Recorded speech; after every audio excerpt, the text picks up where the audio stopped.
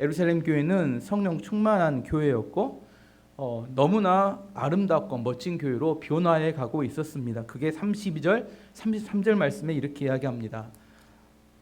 믿는 무리가 한 마음과 한 뜻이 되어 모든 물건을 서로 통용하고 자기 재물을 조금이라도 자기 것이라고 하는 이가 하나도 없더라. 사도들이 큰 권능으로 주 예수의 부활을 증언하니 무리가 큰 은혜를 받아. 지난 설교에 예루살렘 교회가 세 가지 집중하는 게 있었다고 했습니다. 첫 번째는 사도의 가르침을 받는 데 집중했고, 말씀. 두 번째는 떡을 떼며 서로 교제하는 데 집중했고, 세 번째는 기도하는 데 집중했습니다. 그 결과로 두 가지 결과가 나타났는데, 첫 번째는 사도들을 통하여 기사와 표적, 많은 기적이 나타났습니다. 두 번째는 성도들이 자기의 물건을, 자기의 소유를 자기 것이라고 하지 않고 가난한 사람들을 위에서 내어놨고, 가난한 자들은 자기의 필요를 따라 가져가서 부족한 사람이 아무도 없이 아주 행복한 공동체가 만들어졌다, 그렇게 이야기합니다. 인류 역사상 사람들은 끊임없이 이상사회, 유토피아라고 합니다. 이걸 꿈꾸며 그런 사회를 만들려고 했습니다. 대표적인 게 공산주의죠. 공산주의는 자본주의의 부작용으로 발생하는 빈익빈 부익부, 이것을 문제점을 해결하기 위해서 모두 다 잘 사는 나라를 만들어야겠다, 이런 생각에 공동생산, 공동분배, 이것을 선택했습니다. 하지만 결국 실패하고 말았습니다. 왜 실패했느냐? 공산주의가 인간의 탐욕 때문입니다. 꿈은 그럴싸했어요. 함께 생산해서 함께 분배하면 가난한 사람이 아무도 없이 함께 잘 살 수 있을 거라고 생각했는데, 문제는 뭐예요? 나는 희생하지 않고 저 사람이 일한 걸로 내가 먹고 살아야겠다, 이런 인간의 탐욕과 욕심 때문에 생산성이 점점 떨어지는 겁니다. 결국은 모두 가난한 세계가 돼버리고 말았어요. 공산주의만 그랬느냐? 어떤 사상이든지 어떤 믿음을 가졌던 사람들이든지 그들이 그 믿음과 사상 아래 이상사회, 유토피아를 만들려고 노력했지만 다 실패했습니다. 왜냐하면 인간의 탐욕, 인간인 죄인이기 때문입니다.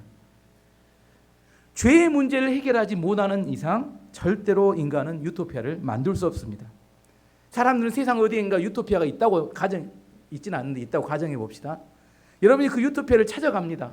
그것이 엘도라도일 수도 있고, 천축국일 수도 있고, 선호공인 같던 어떤 이상사회를 찾아가요. 근데 여러분이 딱 들어가는 순간, 그 이상사회는 깨집니다. 왜냐하면 여러분이 죄인이라. 여러분의 탐욕이 그 이상사회를 무너뜨리는 이유가 됩니다. 여러분이 들어가면 안 돼요. 왜냐하면 여러분이 죄인이기 때문에 절대 여러분이 들어가서 그 이상사회가 유지되지 않습니다. 왜 이상사회가 유지될 수 없는지 이해하실 수 있겠죠.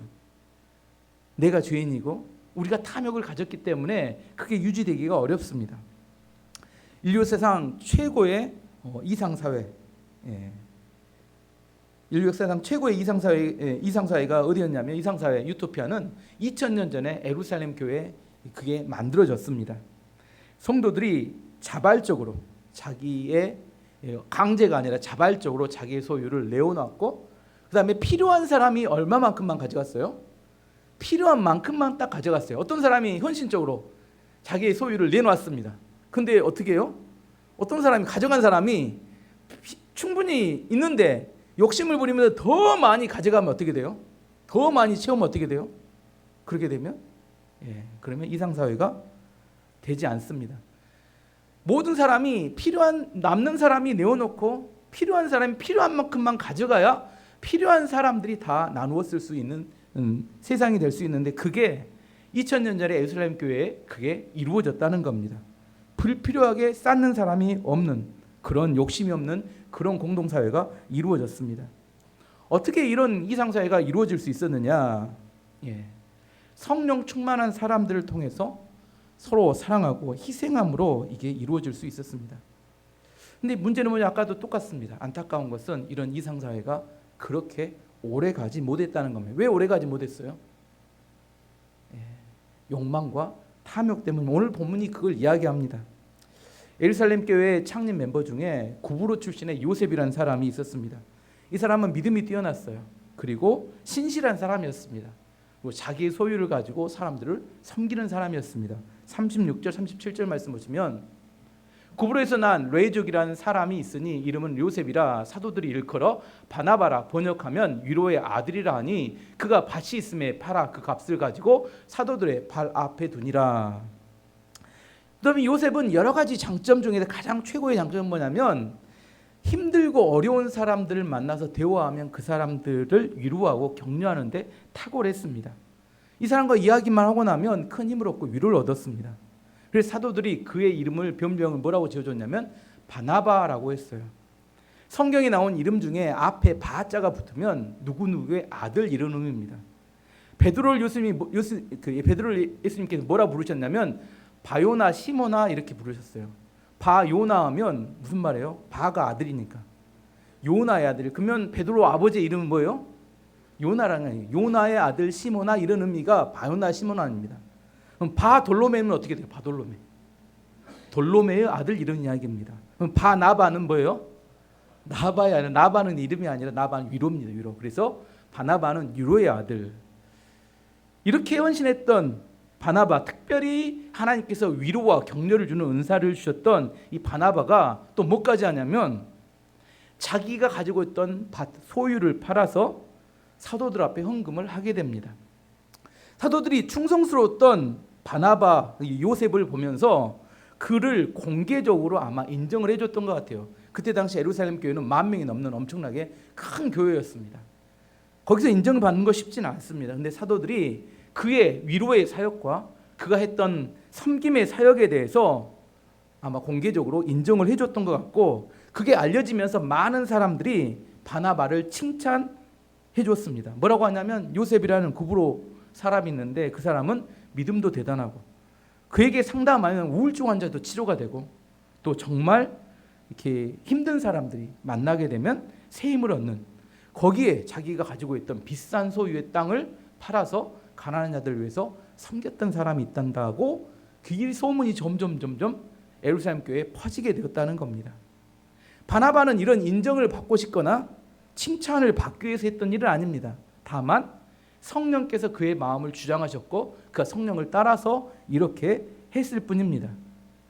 그런데 이렇게 바나바가 인정을 받고 있을 때 이 바나바를 부러워했던 사람들이 있었는데 초창기부터 바나바와 함께 사역했던 아나니아와 삽비라 부부였습니다.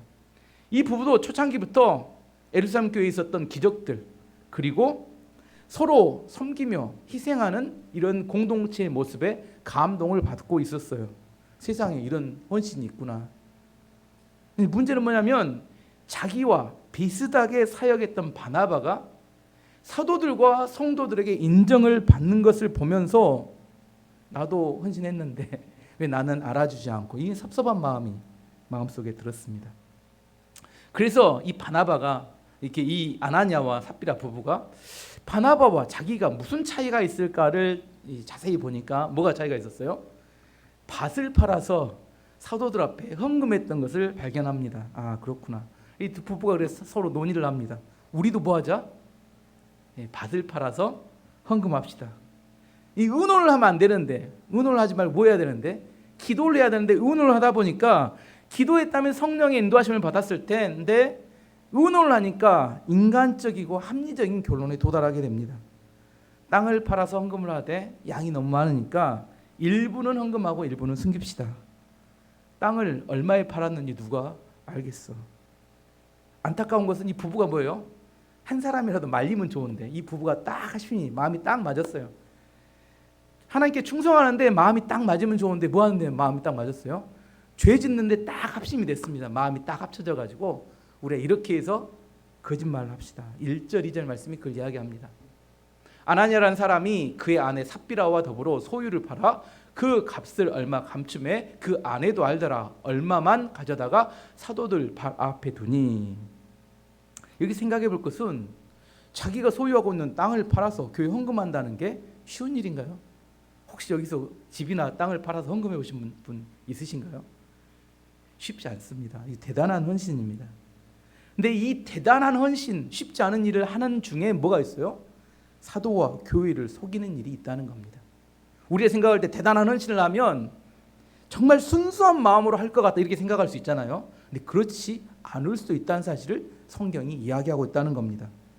왜 대단한 일을 하면서도, 대단한 헌신을 하면서도 거짓말을 했을까요?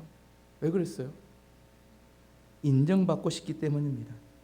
우리가 교회에서 어떤 일을 할 때 인간 중독, 인정 중독에 빠지는 건 매우 조심해야 합니다. 인기를 따라가는 것, 사람의 눈에 띄고 싶어하고 사람의 관심을 받고 싶어하는, 이게 거짓말을 하게 된 이유가 됐습니다. 인정받고 싶은데 헌금하는 건 너무 아까워요. 그래서 거짓말을 하게 됐습니다. 이렇게 거짓되고 부패한 마음이 생기면 이 거짓되고 부패한 마음에는 뭐가 역사하냐면 악한 마귀가 역사하기 시작합니다. 마귀는 더러운 죄악의 냄새가 나는 것을 아주 좋아합니다. 뭘 좋아해요? 마귀는 죄악의 냄새가 나면 아주 좋아합니다. 여름에 음식물 쓰레기를 밖에 내다 놓으면 어떻게 돼요? 부패하면서 파리들이 막 드글드글 하잖아요. 똑같습니다. 우리 마음에 죄악의 냄새가 막 나기 시작하면 마귀와 귀신들이 그곳으로 몰려듭니다. 3절 말씀 보시면 그걸 이야기합니다. 베드로가 이르되 아나니아야 어찌하여 사단이 내 마음에 가득하여 내가 성령을 속이고 땅값 얼마를 감추었느냐. 사단이 내 마음에 가득하여, 이 가득하단 말을 성경의 다른 표현을 충만이라고 합니다. 어떤 사람은 성령에 충만해졌는데 아나니아와 삽비라의 마음은 뭘로 충만해졌어요? 사단으로 충만해졌다는 겁니다. 성령 충만도 단 한 번에 되는 것이 아닙니다. 우리가 성령이 인도하시고 역사하실 때 우리가 우리의 생각, 우리의 말, 우리의 행동을 제어하고 성령의 생각, 성령의 말, 성령의 인도하심을 따라 살아갈 때 점점점 충만해져 가듯이 사단의 충만해지는 것과 동일합니다. 처음에 내 마음에 욕심과 죄악이 생겨요. 그러면 사단이 좀 역사합니다. 하지만 그 말씀을 계속 품고 있으면, 그 욕심과 죄악을 계속 품고 있으면 점점 역사가 강력해집니다. 나중에는 사단이 내 마음을 장악하게 돼요. 그러면 사단이 내 마음속에 생각을 집어넣어, 자기 생각을 집어넣어 줍니다. 사탄의 생각이에요. 근데 나중에 이게 사탄의 생각인지 자기 생각인지 구분이 안 가요. 사단의 생각을 이야기하면서도 뭐라고 생각해요? 내 생각이라고 착각하게 됩니다. 창세기 3장에 보면 아담과 하와가 하나님께서 주셨던 에덴 동산에서 너무나 행복하게 살았습니다. 에덴 동산은 과실이 너무 많았고 먹기도 풍족할 만큼 너무나 이렇게 풍족하게 살았습니다.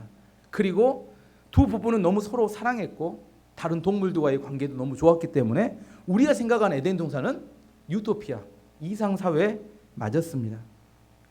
아담과 하와가 그런데 이 왜 에덴 동산, 우리가 추구하는 그 이상사회에서 쫓겨났습니까? 왜 쫓겨났어요?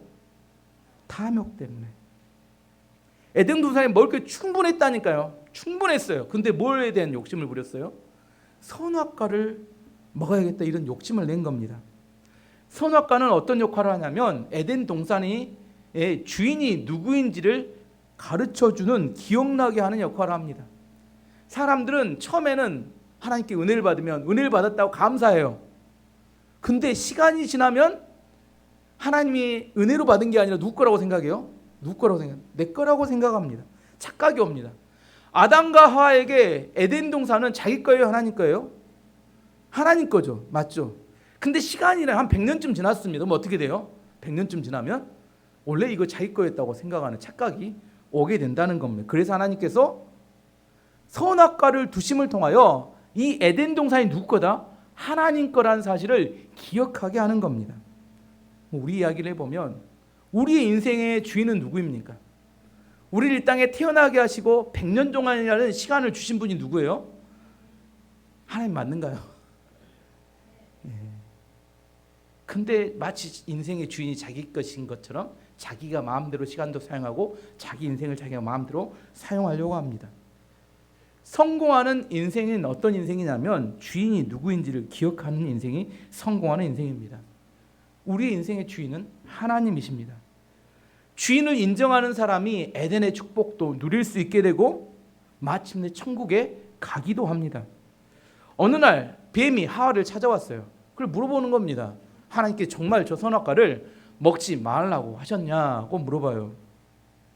원래 하와는 선악과에 관심이 없었습니다. 왜냐하면 풍족이 먹을 것이 많이 있었기 때문에.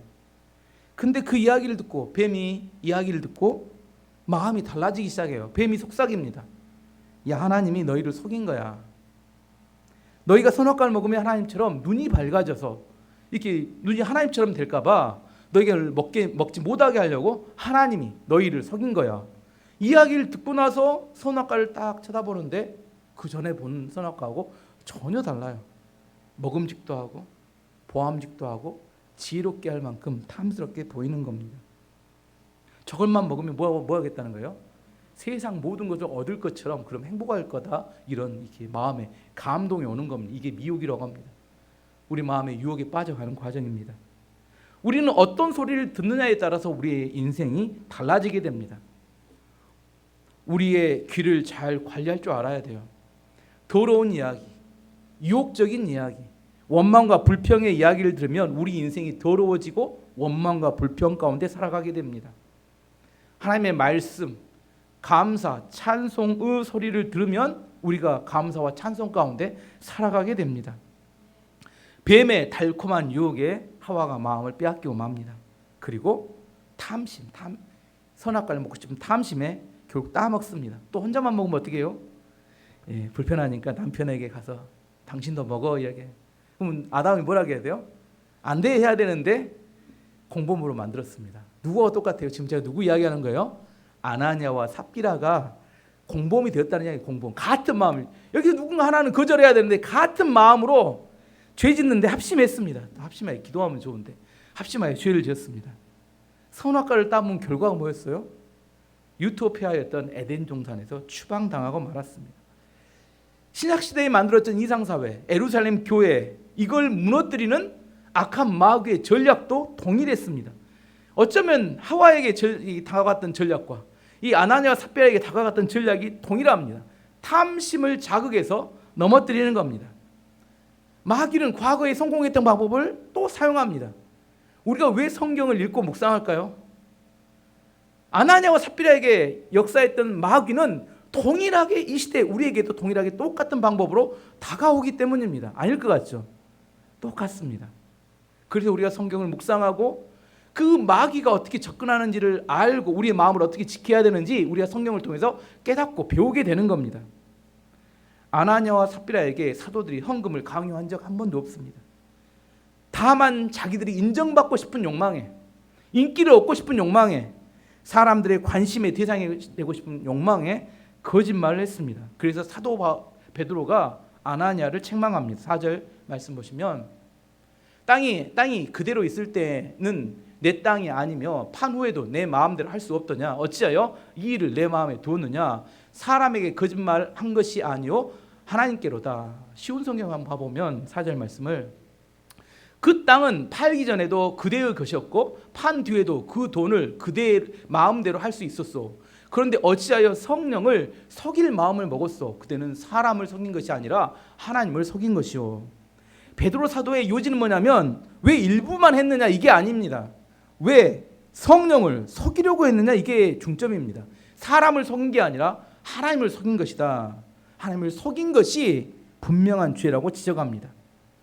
인간의 마음속에 있는 탐욕과 욕망, 이것은 공동체를 무너뜨리는 이유가 됩니다.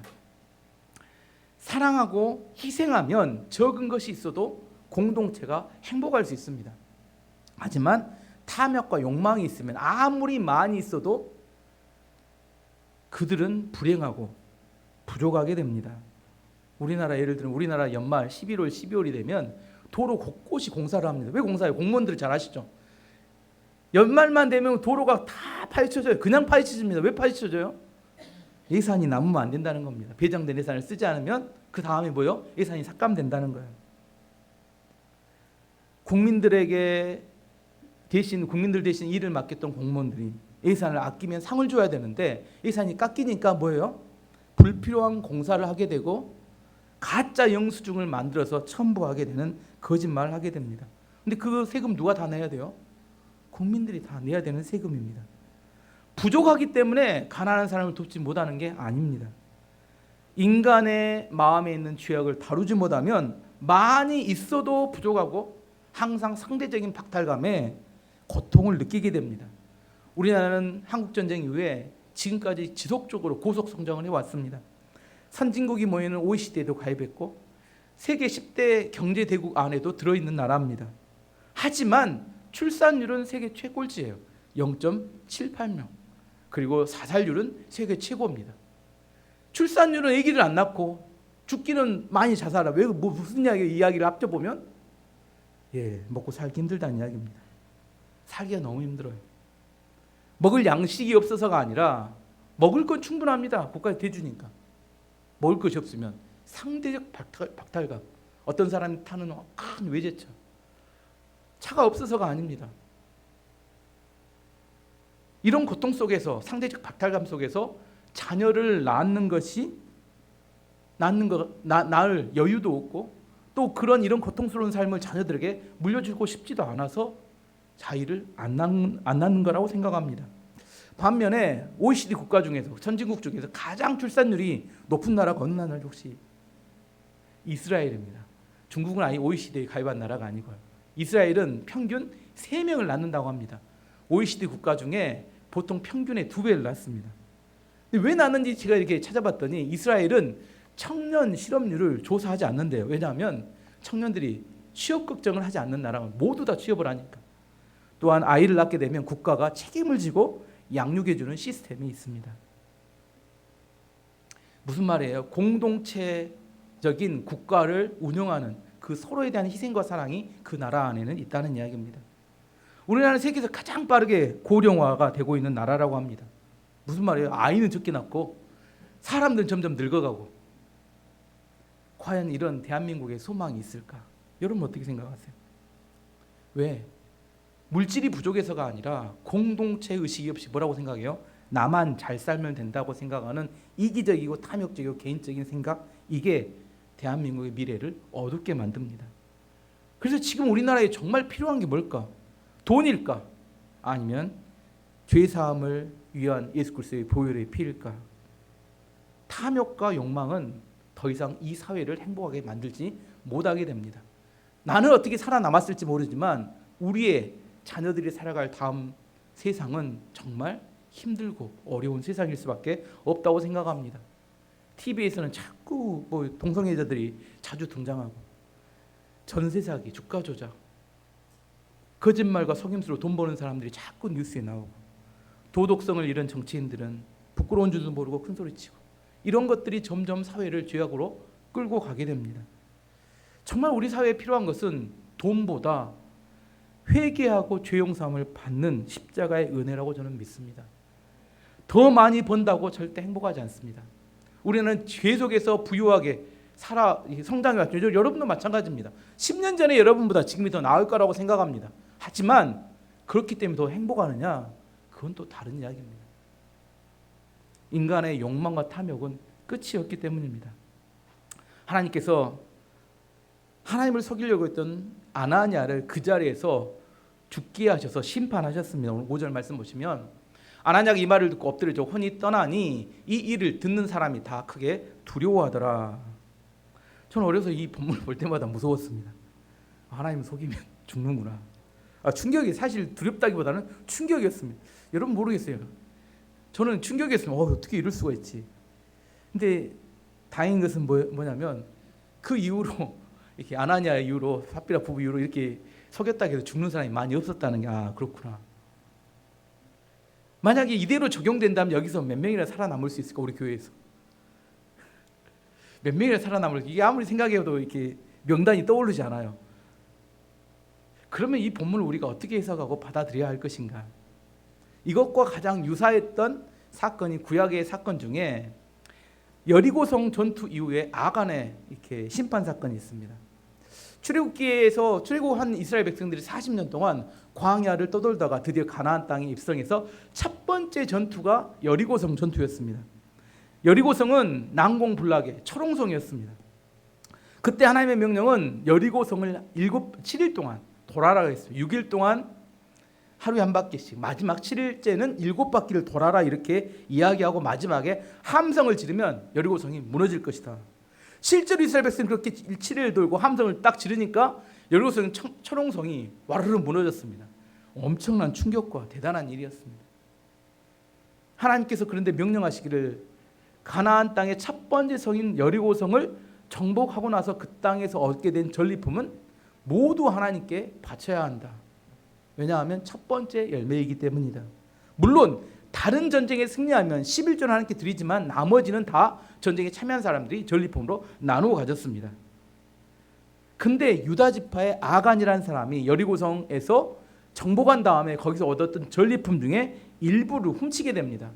여호수아 7장 1절 말씀 보시면 이스라엘 자손들이 온전히 바친 물건으로 말미암아 범죄하였으니 이는 유다 지파 세라의 증손 삽디의 손자 알미의 아들 아간이 온전히 바친 물건을 가져갔습니다. 여호와께서 이스라엘 자손들에게 진노하시니라.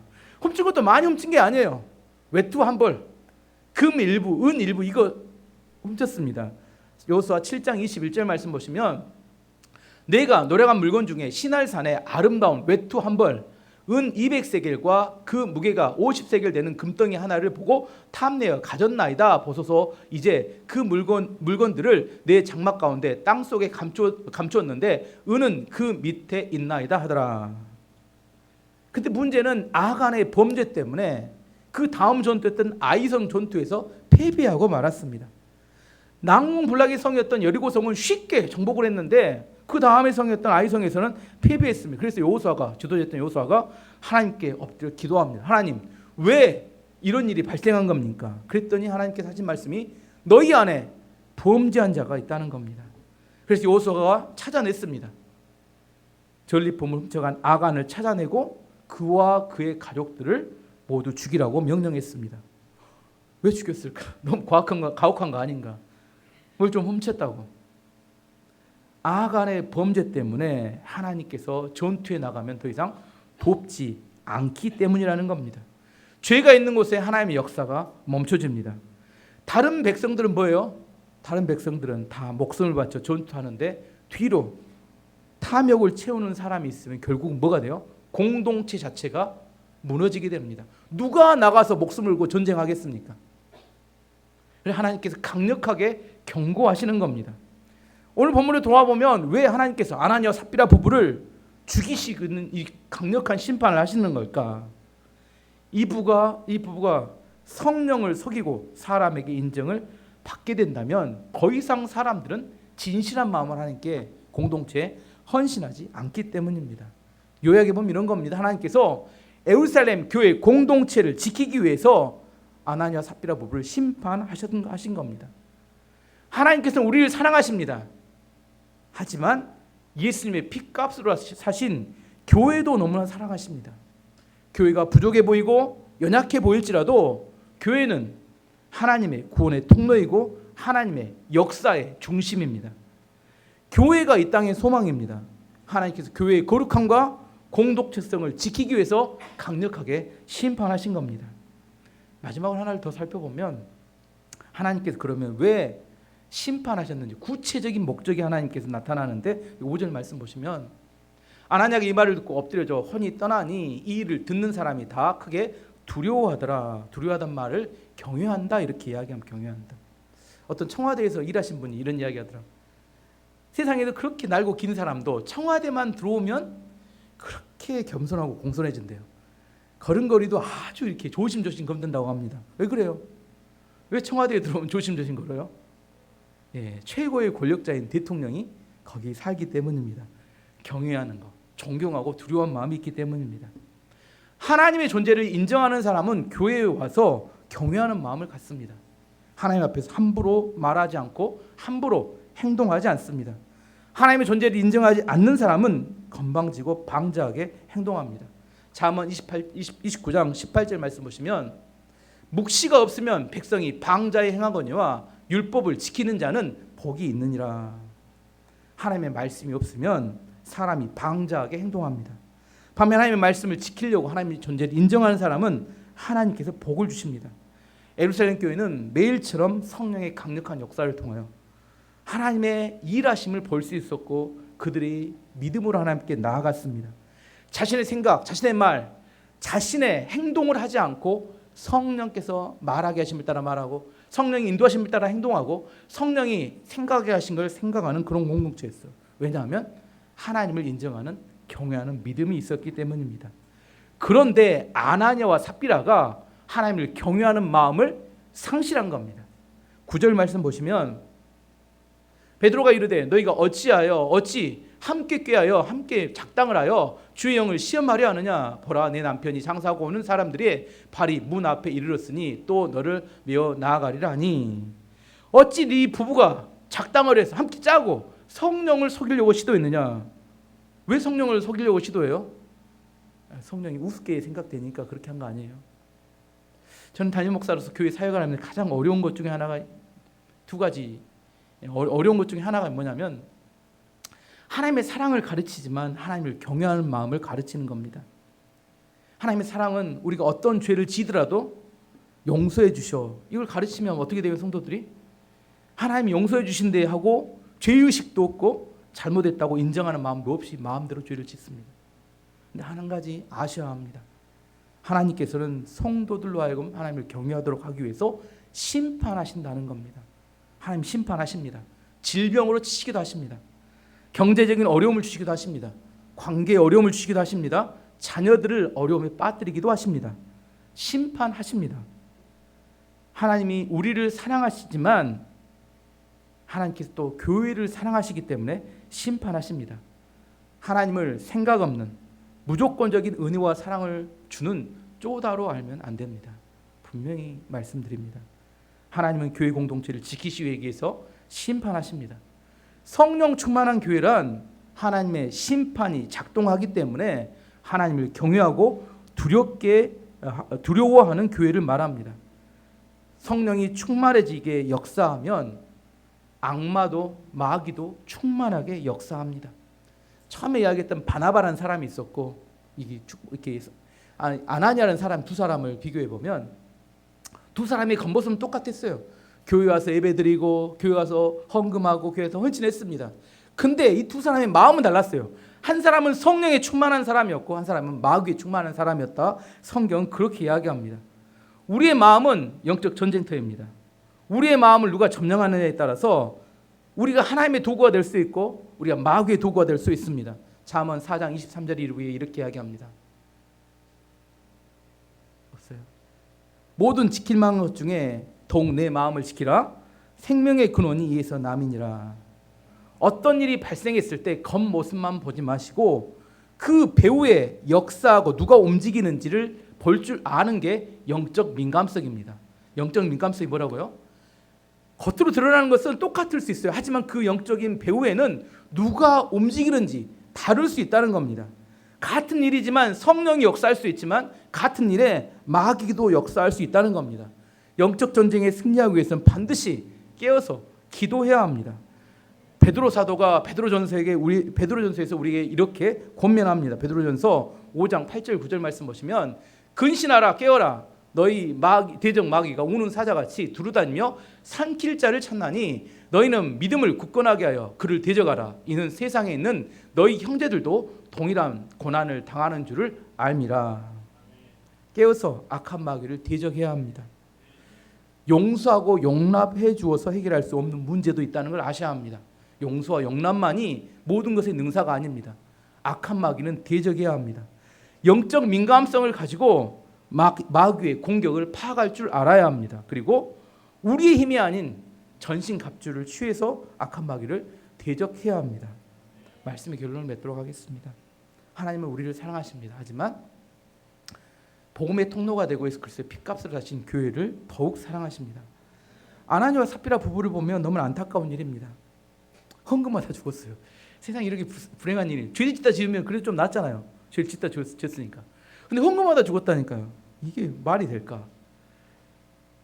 우리 마음으로 충분히 공감이 돼요. 아나니아와 삽비라 마음이 공감이 됩니다. 이렇게 우리도 이렇게 헌금하려고 하면 손이 떨릴 때가 있으니까. 하지만 공동체를 무너뜨리는 사탄의 통로가 된다면 하나님께서 그를 막기 위해서 그의 생명도 취해가실 수 있다는 겁니다. 정말 우리 마음 가운데 하나님을 경외하는 마음을 가져야 합니다. 하나님은 우리를 사랑하시기에 다 용서해 주실 수 있지만 교회를 흔드는 마귀의 도구가 된다면 심판하실 수도 있습니다.